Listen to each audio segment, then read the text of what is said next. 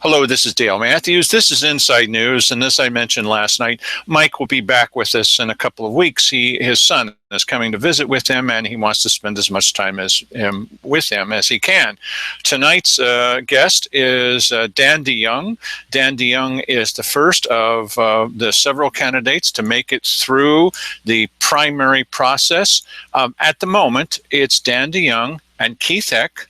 And then for the other position, Cheryl Walker's old position, it is Lily Morgan and Bill Hunker and maybe Ron Smith after some of the votes have been recounted, because it's so close. We don't know if the second person on that side is going to be one or the other. So tonight we have Dan DeYoung with us, and Lily Morgan promised to join us Friday, and next Wednesday, Bill Hunker promised to join us. So, hello, Dan. Hello, how are you doing, Dale? I'm doing okay. I wanted to say something good about Dan here. This is the last thing. No. What we learned in the primary process was there are plenty of candidates who prefer to go second or third or last because they want to hear what everybody else has to say first. Really. Now, Dan is going first, I believe, because he knows who he is. He doesn't need to refer to a piece of paper and say, well, my heartfelt feeling is flip, flip, flip, flip. Oh, here it is. He knows what he thinks, and he doesn't need to hear or be defined by what someone else says. And I admire that in the gentleman, and thank you very much for joining us, Dan. Well, thank you, Dale. Yeah, I mean it sincerely. So one of the things, I'll be asking you questions the Courier would never ask, or maybe other people wouldn't ask. The very first day that you're in office in the Ann Basker for the Wednesday weekly business session, it's likely that some people from the audience will come up to the podium and say something. They might say, congratulations, or they might say, well, here's a question I have for you. So this is a little hard to answer, but if I walk up to the microphone at the weekly business session on your first Wednesday, what do you think I'm going to ask you? You know, coming from you, Dale, it could be just about anything. You know, you're kind of you're a guy that's you're very well read on everything in county politics and county business.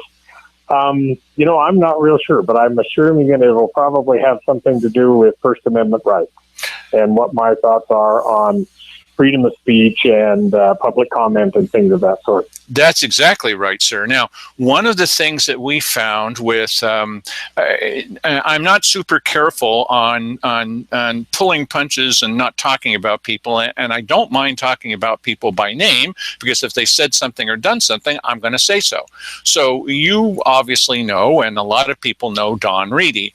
Don Reedy was appointed a commissioner when there was an opening on the Board of County Commissioners. And one of I was in the little back room when he was telling the commissioners that he was going to be the candidate for transparency. Transparency, that was his number one thing.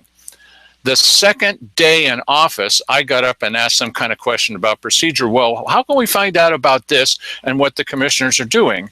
The second day in office, Don Reedy said, well, it's none of your business what we're doing as county commissioners. So, once burned, twice shy.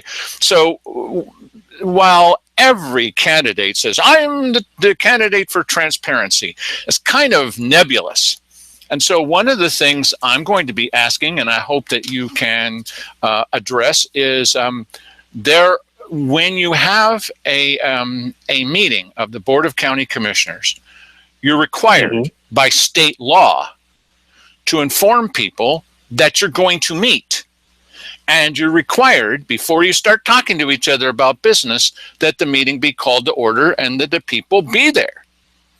This has been violated many times. And even with Wally Hicks sitting right there while it's happening, the county attorney.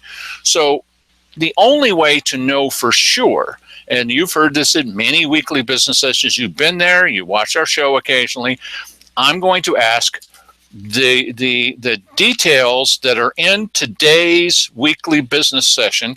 Thank you for posting all of them ahead of time so that we can read them. Or where's the documents about Public Works, and why don't we have our copy of that, sir? Now, in the weekly business session, is public comment at the beginning of the meeting, or is it at the end of the meeting? Or do they take public comment throughout? It used to be throughout. When Simon Hare came in, and it was very much like the city council meetings, Grants Pass City Council. When Simon Hare came in, he convinced the other commissioners at the time to isolate the public comment to a 3-minute segment once a week, right near the beginning of the meeting. So there are all kinds of things that happen. I mean, if there's 2 things or 3 things that happen, sometimes there's 8, and you might have a question about it, or something might occur to you, or someone's just made a testimony and you think, well, that's interesting. You can't speak. The commissioner can speak anytime they want to, and they often do during their protected time, but the citizens cannot. So one of the things, in order to be well-informed citizens, that we have to have, and state law speaks to this, is we need to have some kind of documentation about what the heck it is that you're talking about. Your thoughts, please. Well, there should be an agenda, and I'll just use the city council meetings as an example. There's an agenda. It's in the back of the room when you come in. It has every item that will be talked about that evening, whether it's an ordinance, whether it's a resolution, and, plus it has all the consent agenda items on it, which, won't have a whole bunch of discussion because they're pretty well, like semi-housekeeping in nature. We've already heard it's already been hashed out, and it's just the final decision on it. There are many, many ways, and you're way up on the law. You've been battling this for quite some time, as far as public comment and transparency. And transparency to me, that's one of those buzzwords that gets thrown around a lot. And, transparency to me means access to government and access to your representatives and your officials. The county, of course, is, when you have 3 commissioners, any 2 of them can't talk. Is just about every day has to be a business meeting. Would you suggest that? Well, to get anything done. Yeah, what I've suggested is, because the law is so clear about this, that if they're going to talk about county business, they can only do it in an open public meeting that's been noticed to the public. It has been noticed to the public. That's the law, and that's why they got in trouble with the Oregon Government Ethics Commission. That's one reason why they got in trouble, because they were discussing things they weren't supposed to discuss in an executive session. Weren't supposed to. Go ahead. They were not supposed to. Now, the public's not invited to an executive session. The press is. Correct.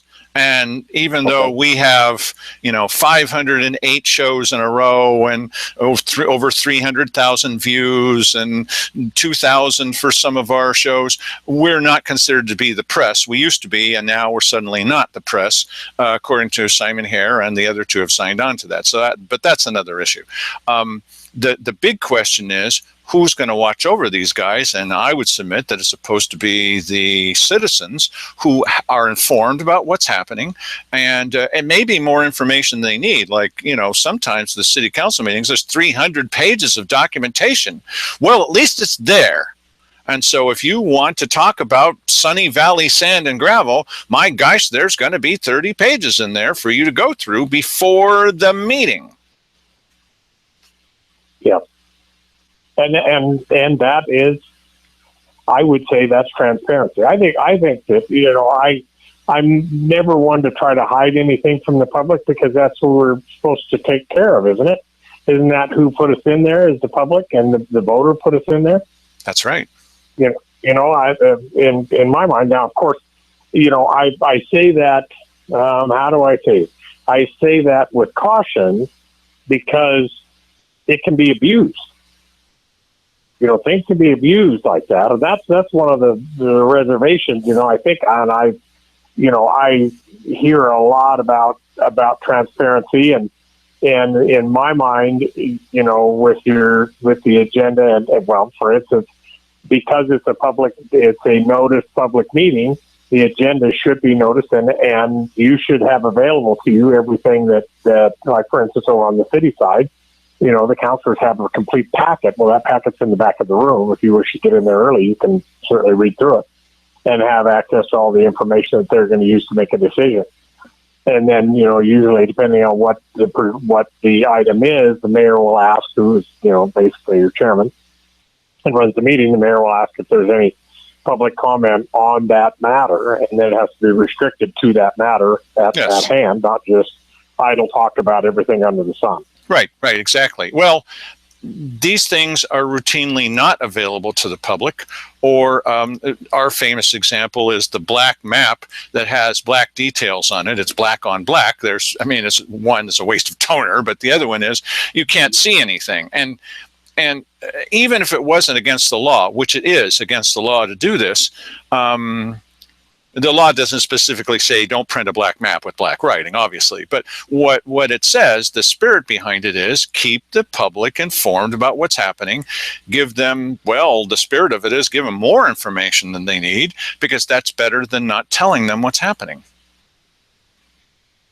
And then, can I ask you a question? And please. What is the public's role in the decision making? Just input, or are you looking for just input on each one of the subjects, or do you absolutely want to be a part of the decision making process? Well, in other words, if you're not a commissioner, yes, sir. You can certainly voice your opinion. Yes. As to what because that's freedom of speech, and you should be able to voice your opinion, as long as it stays on topic. We're not going to take a vote, and we're not going to take a vote inside the ambassador saying which way do we want you to vote. That's just not going to happen. Ooh, right? I mean, they don't ask. They don't say, "Well, let's have a show of hands." No, people in the audience, because that's not a cross-section of that. No, occasionally they do that, but they only do that. That's happened a couple of times with Keith Hick, who wanted to stop someone from talking, and then said, "Okay, let's poll the audience and find out if the audience wants that person to stop from talking." What? And it's never been done, but he suggested it a couple of times. No, I'm talking about, for example, yesterday at the general discussion in the little back room, the commissioners were brought some details at the very last moment. They was handed out at their table. And one of the things Simon Hare has had to say was, this would be a lot easier to make some kind of decision if you gave us the documents. Of course, we didn't have them at all. The public didn't, ahead of time. So we knew what we're talking about here. You're asking us to make a decision or to give you a go-ahead, at least a tacit nod of our head, and we have not seen these documents before now. Even he had to complain that they're not getting enough notice. Mm-hmm.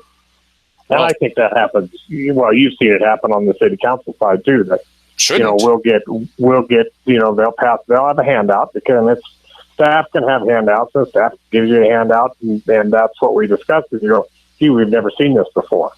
Right. And you kind of wonder, but at that point in time, and at that point in time, it's up to the governing body, the commissioners or the city council, whichever the governing body is, say, we can't make a decision on this today. Right. And one of the things there's a certain amount of training, I think, and the city staff's got a lot better at this. When I first got on there a long time ago, city staff, we did a lot of 11th hour stuff, and they've been getting increasingly better with giving us, what has the 120-day rule, what doesn't, yes. and what are, what's the call to action, how soon these have to be done, so that if we decide we want another workshop on the subject, or in the case of the commissioners, they want another business meeting on, they can certainly postpone it. And that gives ample time for the public to get the information also. Right, because it's always said at meetings at least once a year that public participation is one of our number one goals. Well, that's impossible if the public hasn't been told about it, and it's doubly impossible if such a thing exists if not even the commissioners have been notified about what on the agenda or what the details are. We can't possibly be educated consumers, educated members of the county if nobody tells us what the heck's going on. Exactly. And those are process things that really, as you, and one of the, of course, I think that one of the things that's kind of a flawed part of our system is that every 2 years you're going to have either another commissioner or two commissioners in the case of this. They're four-year terms, and on the city council side, every 2 years you rotate four people in and out unless you have somebody that reruns again. So there's constantly, on the governing body side, there's a constant rollover or turnover, whereas staff can go on for 25 years. Right. And be that's where I think you need to really have a firm working relationship between the governing body and staff that carries on, and make sure that you have clarity when you make a decision that is going to have to be upheld by further commissioners. You make sure that's part of the process that I go through just about every decision is how our future people that are in the governing body, how are they going to read this? So therefore, you want to make sure that the language is crystal clear as to your intent. That it isn't a gray area and give room for interpretation, I guess. One of the things Does that make sense? Yes. And one of the things that happened a few years back when Simon came in, a lot of things changed when Simon Hare came in. It used to be possible at the weekly business session especially, and also at the Thursday admin session in the little back room. It used to be possible for members of the audience to ask a question of a staff member. And one could hope that they didn't say, you're a son of a gun and why the heck are you doing this? Not that. But you said this, but last week you said this other thing, or you told us this, and now you're telling us that. And of course, nobody likes their shortcomings pointed out. And some of the department heads don't like being questioned by citizens. And so they made a rule so that the staff never had to answer a question again, and it would always be answered by a commissioner who would not answer it generally. And now it's legal counsel. And I recently went to legal counsel and I asked for something and I put in the official piece of paper and they're given 5 days to respond. And the response I got after the 5 days was, you don't really want that. That's from a legal counsel. So transparency is in many ways completely shut off. This just happened at today's budget hearing. We had a final budget hearing before they adopted the budget, and there was something that the finance director said that was just wrong. And the commissioners questioned it. Well, why are you saying that? And there were multiple explanations of why you would possibly say that. And I got up and I said, this is just false. That statement's wrong. And even you were questioning. Well, mostly the commissioners responded to me saying, you're criticizing a staff member and you should criticize us. Okay, but what happened to the idea of any of the people that we pay for in general being held accountable to the citizens? They are simply not. Your feelings about this, without having people jump all over and kick the person across the room, I don't mean that, but should they be exempt from any questions whatsoever? Really? Well, I'll go to my business background, and of course, I've run a company for 35 years. And, whenever there was anything, for instance, I would not let a contractor come in and verbally tear apart one of my employees unless he went through me. Yes, I'm the boss. I'm responsible for the company.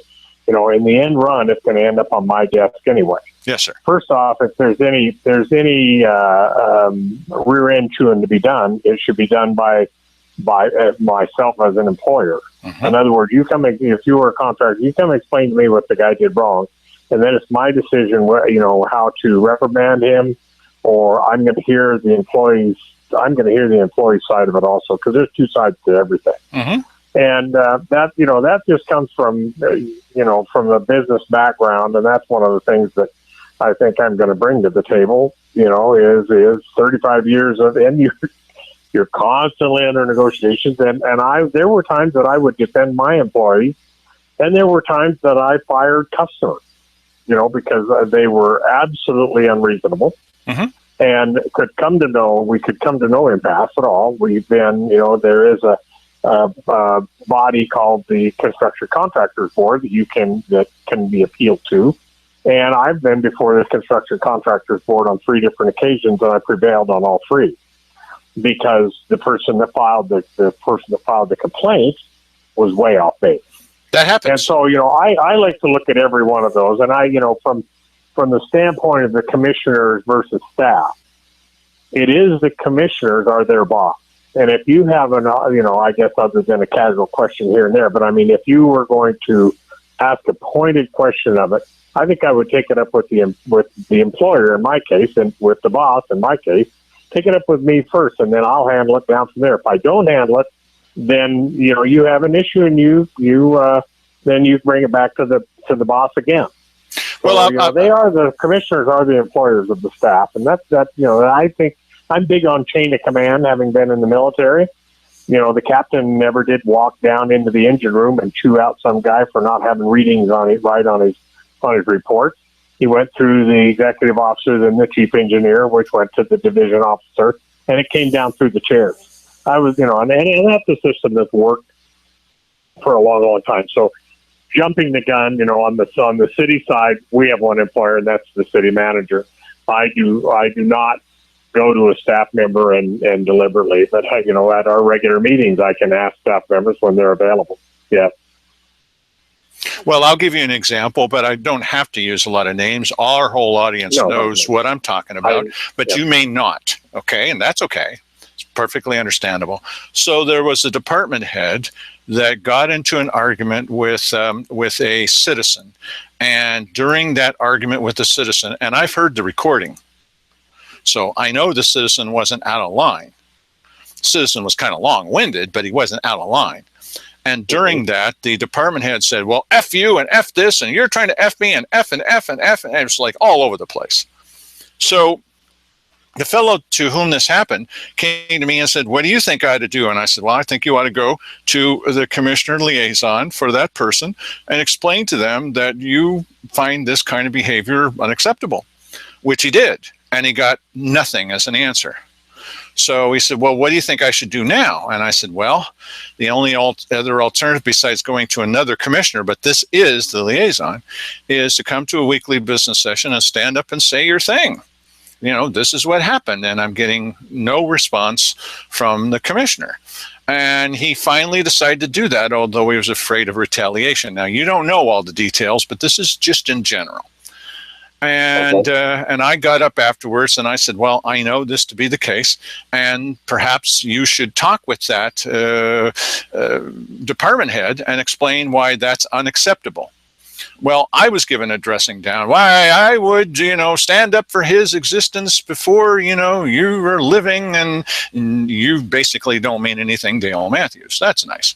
So after that, the department head went back to that fellow and said, hey, I got my little lecture from the liaison, and I just want you to know, F you and F this and F that, and you're F and you're even in more trouble now than you were before.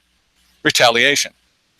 Well, there's nothing that was done by the commissioners to save this guy, and he ended up getting really jumped on.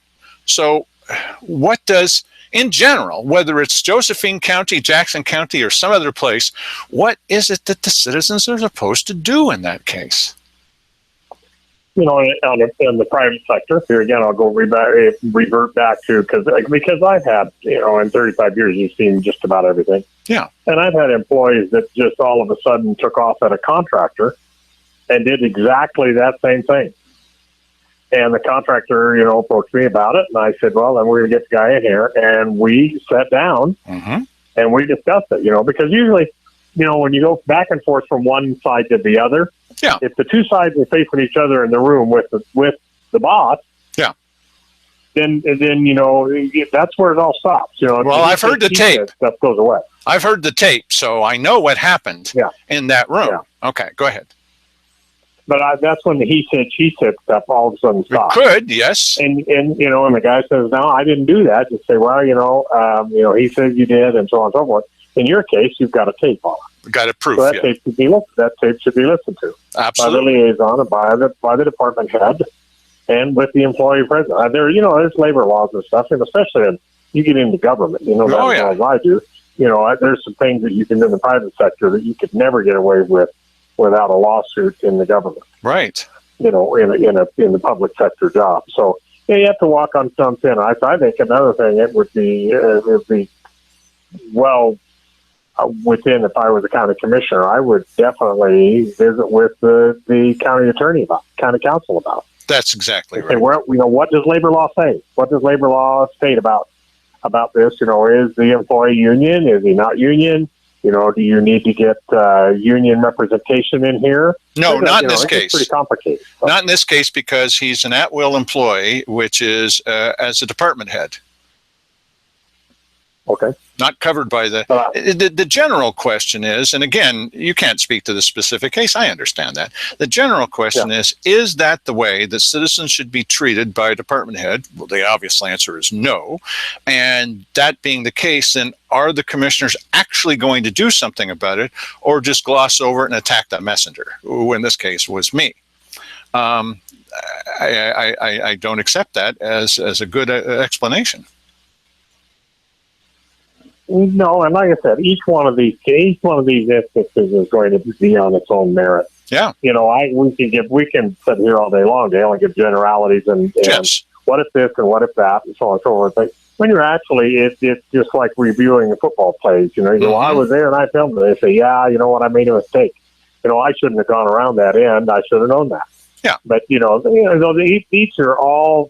are things that, to be quite honest with you, you're going to have to take on as a county commissioner, as a city council, as a boss, as an employer.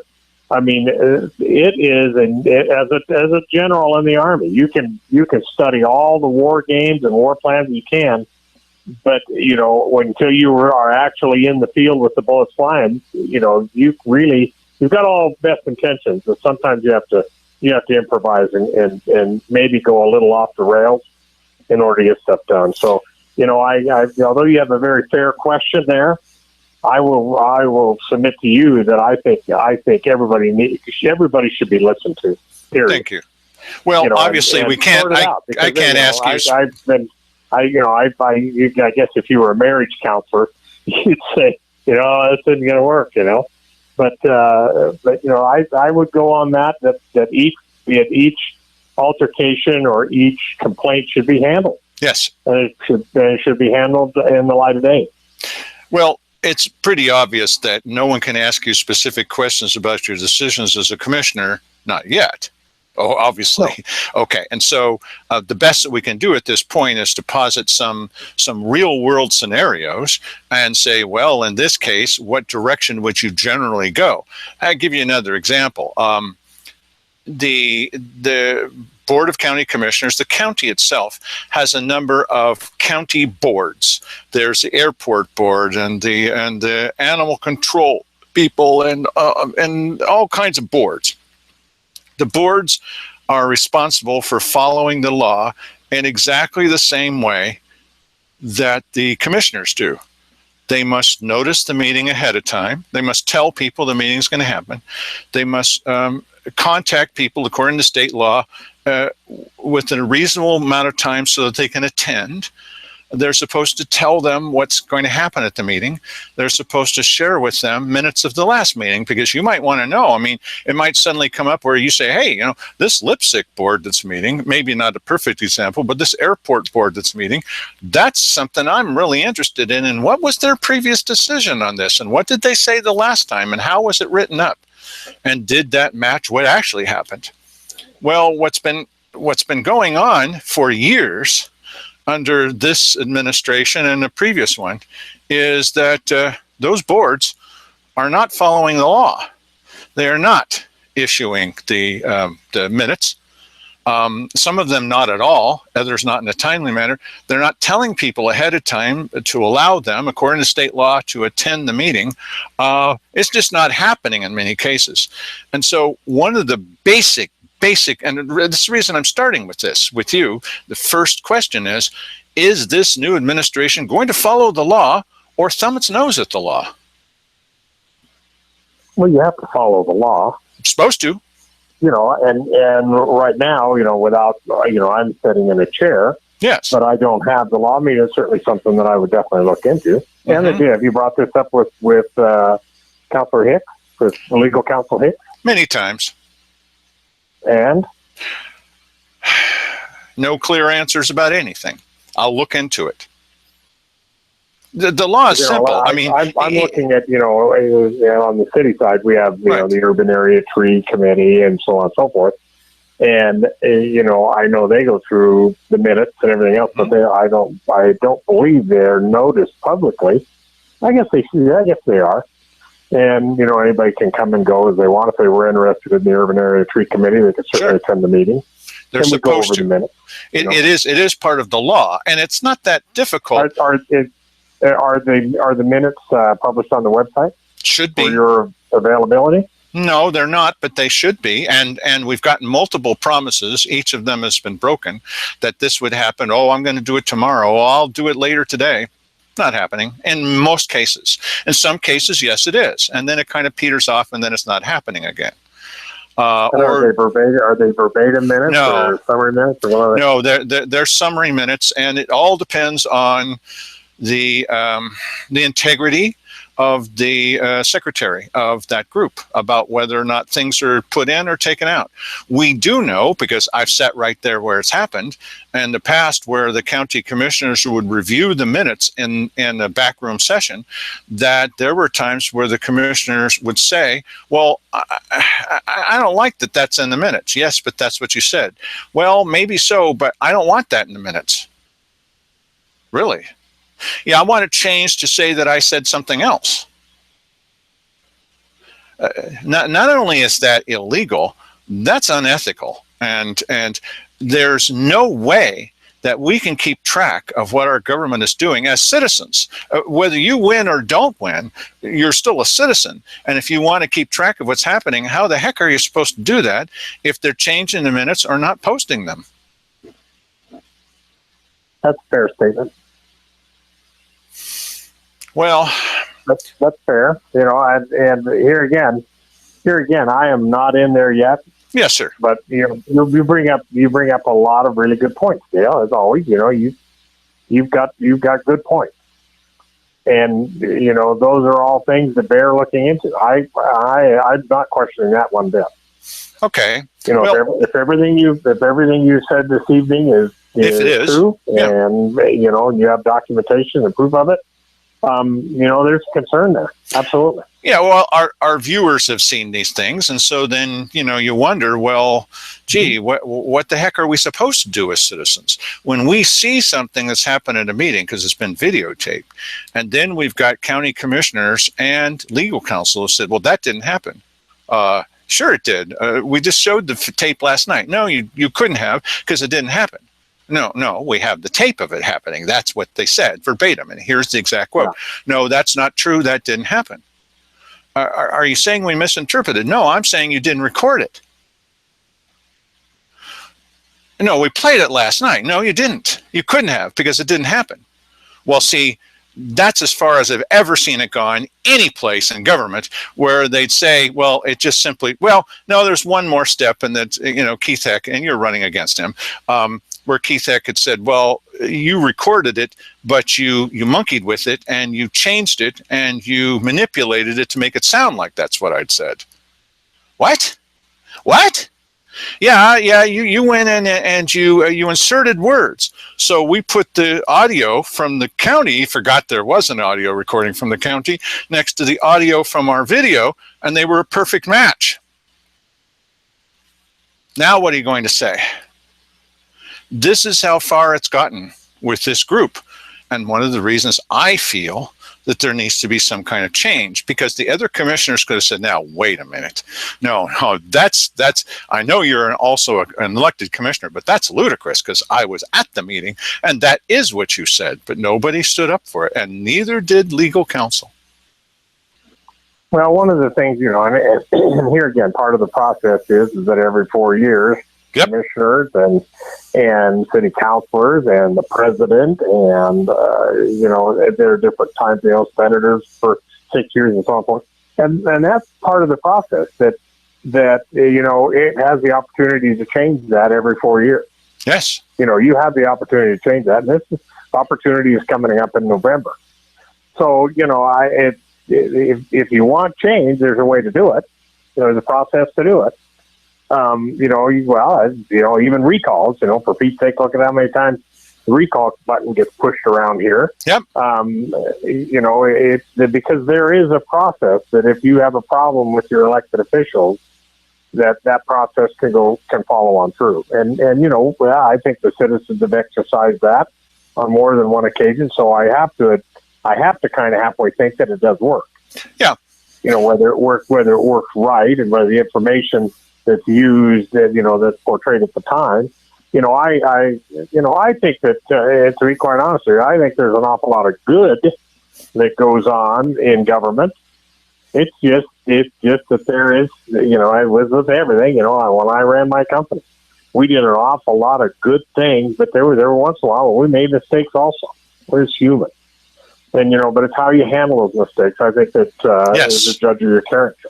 Right, and it's simple to follow the law. Leave that. I'm not pointing any fingers at anybody. Sure. Because I make mistakes. I'll tell you right now, I make mistakes. I've made mistakes in life all the way through. Yes. If I didn't make mistakes, it's because I haven't done anything, and that's the sad part.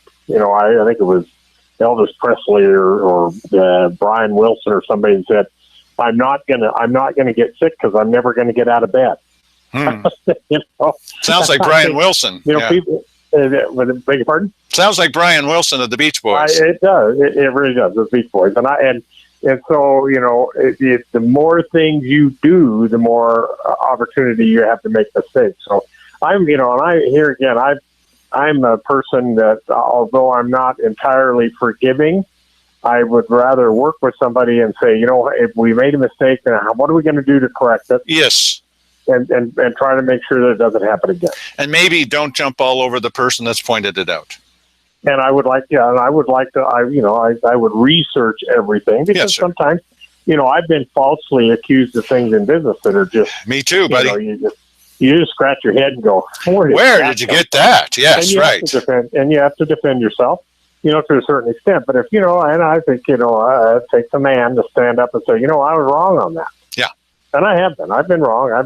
And, there was opportunity when I was raising my kids that my wife would come in and, I had scolded one of the kids, and she says, you were wrong on that. Well, I went one time to my 16-year-old daughter and I apologized. I said, I'm sorry. I was off base on that. And she says, well, I've never been 16 before. And I said, and I've never had a 16-year-old daughter before. Mm-hmm. So guess what? If I make a mistake, if you make a mistake and I make a mistake, if I have to overlook yours, then you need to overlook mine. Okay. And we'll discuss them. And that worked out very well from there going forward. Well, we can have a free flow of information. I think more on the communication side rather than the word transparency. I think communication needs to be increased. Important. Well, or at least tuned. I want to thank you for coming. Go ahead, sir. Sorry. To where we have respect for one another. I respect just about anybody that steps up to that mic, because it takes a lot of guts to do that. We get people to step up to the mic and they're absolutely petrified. And there's others that are loons. And people that run for office, the same thing. You're going to step in there and run for office. I have all the respect in the world for everybody that runs for office. Yes, sir. Because it's a tough job. You know it as well as I do. Yes, sir. So I think that's where I would go. I says, there's going to be controversy, yes, but I think communication rather than transparency would be a little bit better word for that. Thank you. And thank you for your time. And I hope that we can get together in 2 weeks from now and talk about another general kind of subject. What are your feelings about this other kind of thing without, obviously cannot hold your feet to the fire on what you've already done as a commissioner, but we can say, well, given the circumstances here, what general direction would you go? We really appreciate the fact that you were the first to step up. Okay. That's admirable. All right. Thank you very much, sir. And good night. Have a good evening. Good night, everybody. And that was Dan DeYoung talking with us about what he would do as county commissioner. Goodbye.